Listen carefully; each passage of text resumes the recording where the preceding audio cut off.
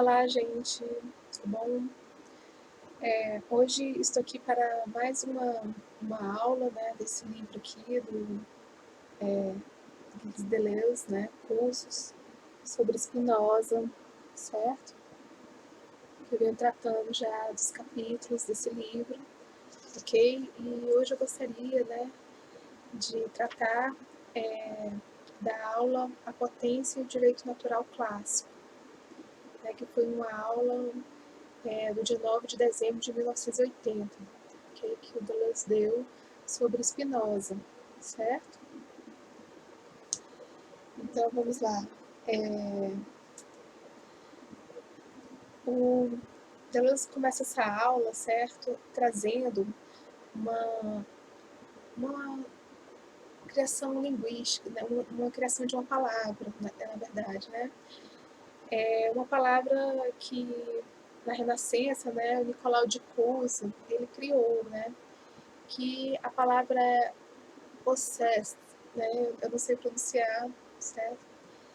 Ele vai fazer uma combinação de palavras, né, do latim, certo? E aí o Deleuze, a partir daí, ele vai trazer, assim,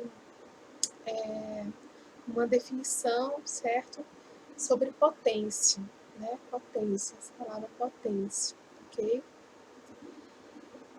A partir dessa criação linguística do Nicolau de Cusa, né?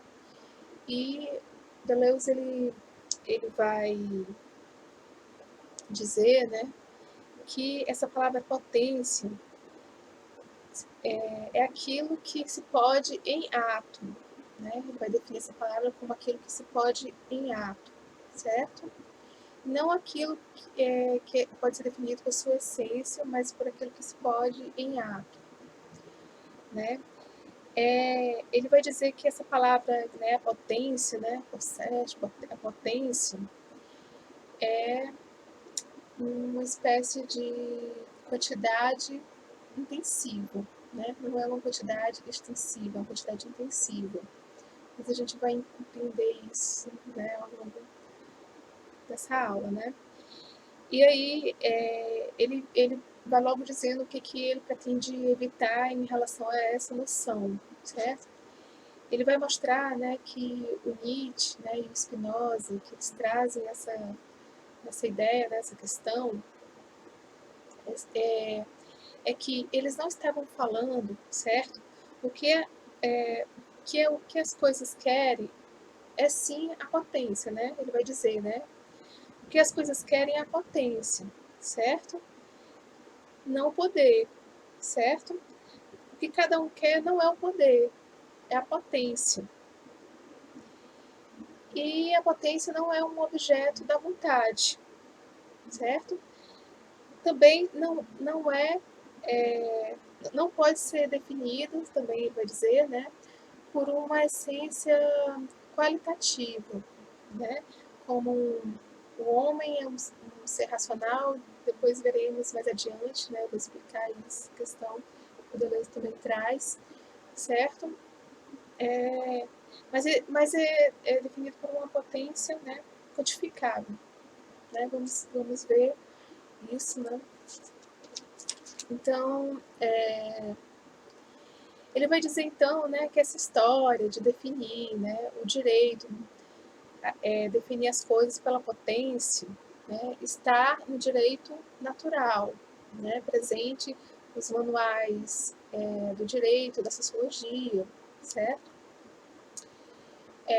Essa história de definir o direito natural, o Deleuze vai dizer que já começa com Cícero, né, é uma população da antiguidade, certo? Cícero, certo? Das tradições políticas da antiguidade, certo? Das tradições teóricas, platônica, aristotélica, estoicas, né? Deleuze vai dizer isso, né? E, e aí foi pensado, né, posteriormente, essa questão do direito natural, certo? E o que é o direito natural? O direito natural, para essa tradição da antiguidade, certo? É aquilo que está conforme a essência, né? essência humana.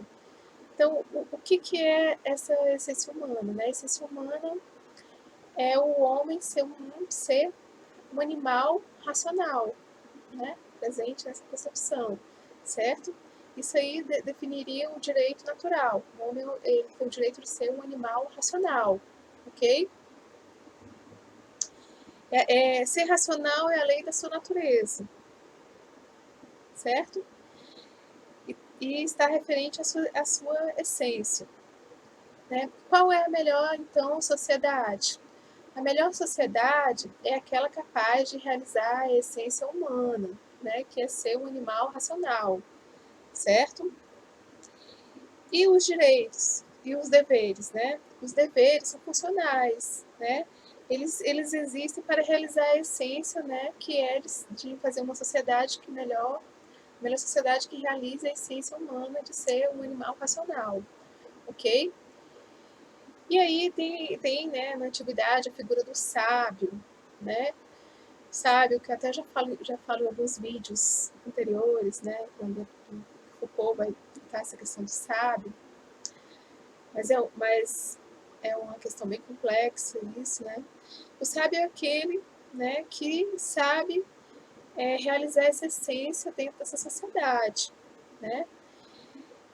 Ele vai dizer ele sabe qual é a nossa essência para realizar a melhor sociedade, ok? Quais são, então, o sábio saberá, né? Quais são os melhores deveres, né? Para fazer funcionar essa sociedade a qual realizará a nossa essência, ok? Isso aí é a pretensão política, certo? Do sábio grego clássico, né? Da antiguidade, certo?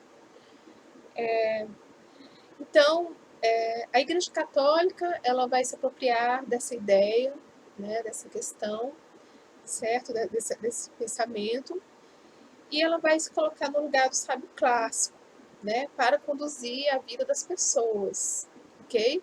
Ela vai pegar essa teoria do direito para conduzir a vida das pessoas.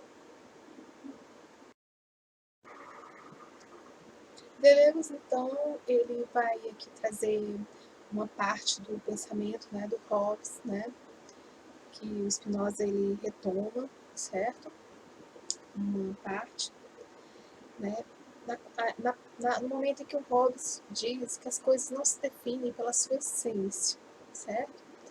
Mas exatamente pela sua potência, pelo aquilo que ela pode, né?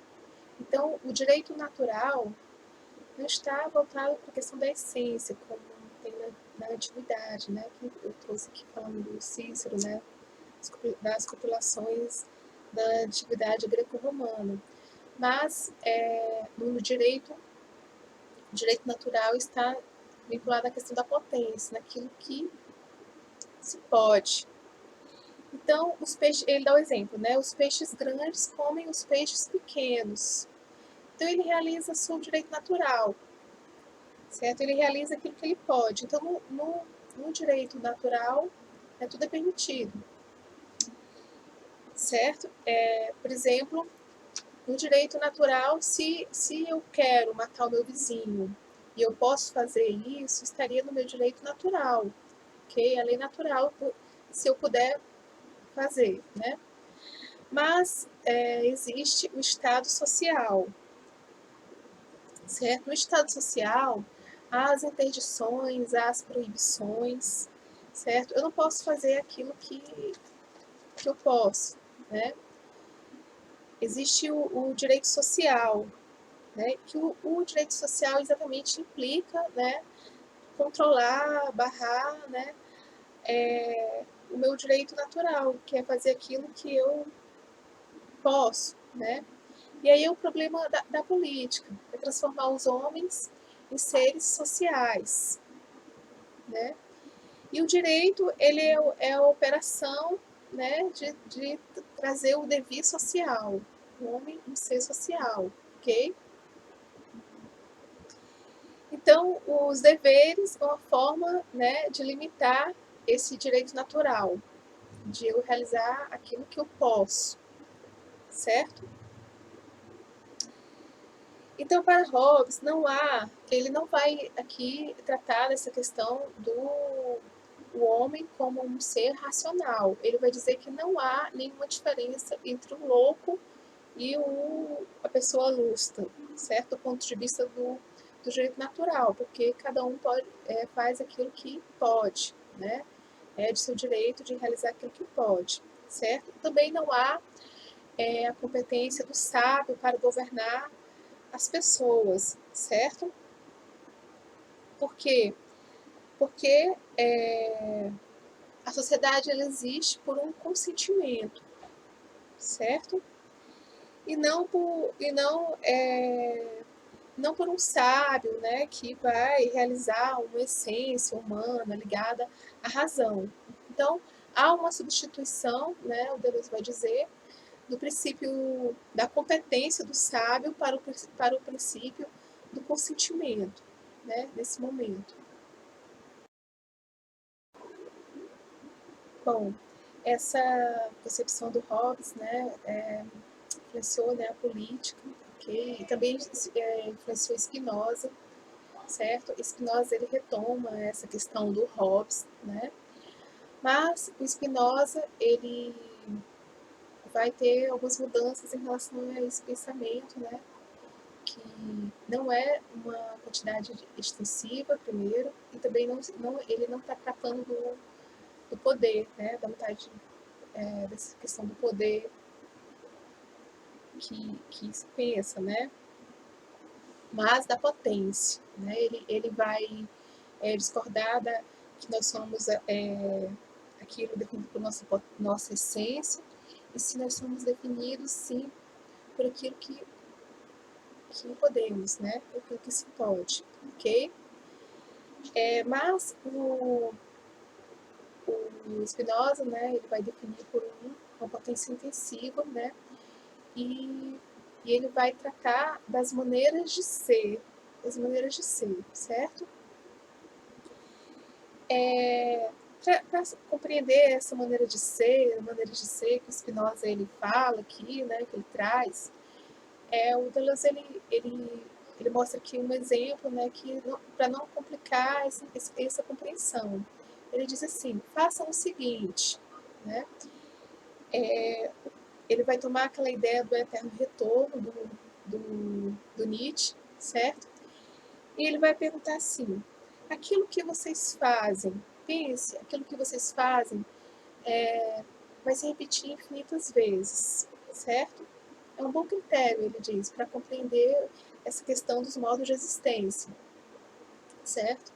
O que eu faço, o que eu digo, certo? Que poderia, sim, se repetir infinitas vezes, né? Se o que eu posso, o que eu faço é mal, é feio, é errado, né? Então, digamos, né?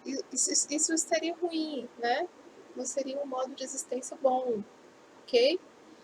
Mas está de acordo comigo mesmo e é bom, certo? Então é um modo de existência, digamos, que eu poderia dizer potente, né?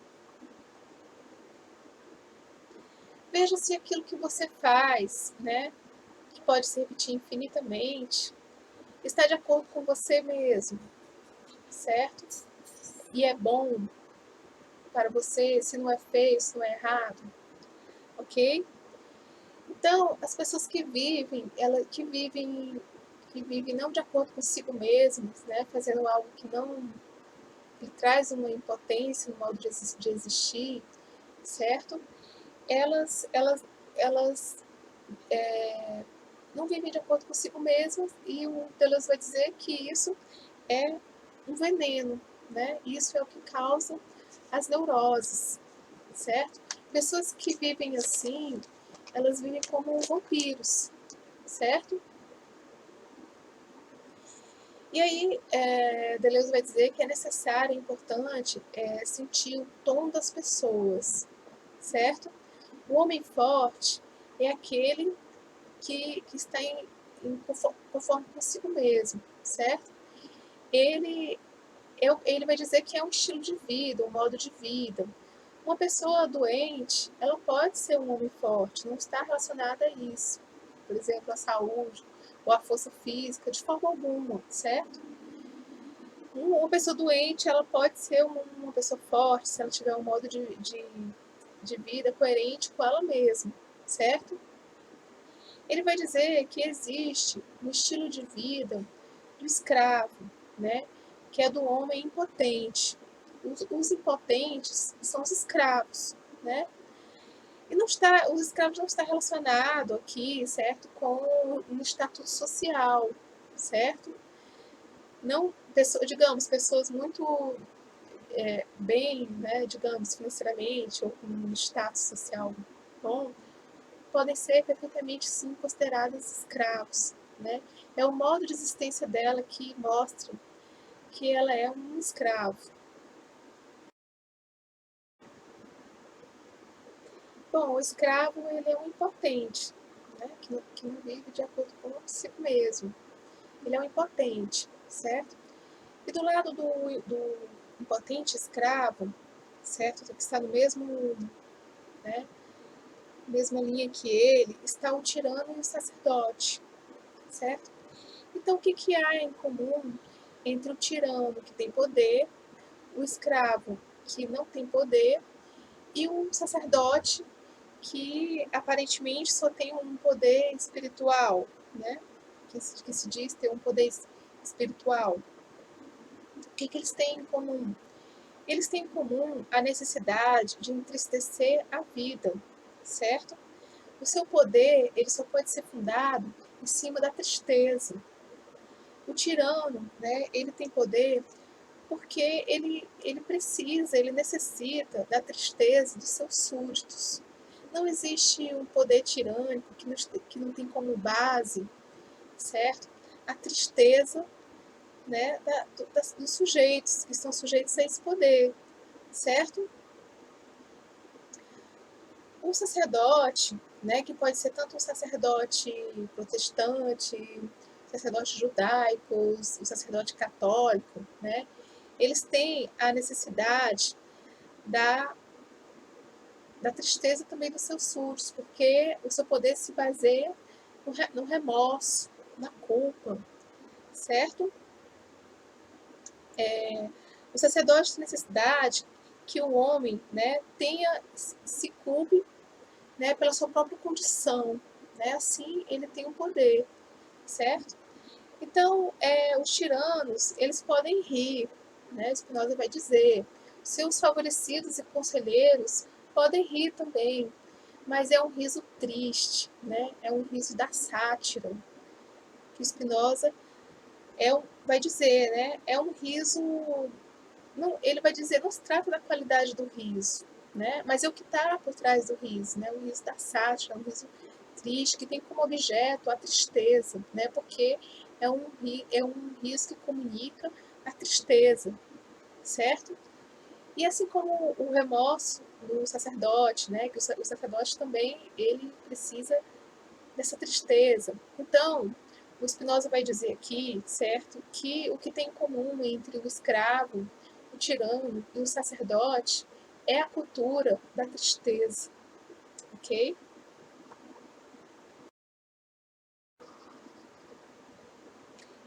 O tirano, o sacerdote, o escravo, né, o que eles fazem? Eles julgam a vida, né, eles colocam a vida em julgamento. E a vida, ela não pode ser colocada em julgamento, ok? O tirano, né, e o sacerdote, eles dizem, né, eles condenam a natureza humana, né? Eles chamam a natureza humana de miserável. E eles estão, na verdade, julgando a vida, eles são cúmplices nesse julgamento da vida, certo? O escravo, ele vai bem quando tudo está mal, se sente melhor quando tudo está mal, né? E em toda circunstância, ele está sempre reclamando, né? Falando que as coisas estão mal, né? As coisas não vão bem, né? Ele sempre está vendo o lado feio. Por quê? Porque eles precisam, eles necessitam reduzir os ânimos, né? Eles gostam da tristeza, certo? Então, Spinoza que vai dizer, né, o Deleuze vai dizer que o homem forte é aquele que tem um riso benevolente, é aquele que diz, se isto é o que tu queres, então vais lá. Ele tem o riso ético. Bom, gente, então eu concluo por aqui este capítulo, certo? Continuarei com o próximo capítulo. Muito obrigada por quem assistiu esse vídeo.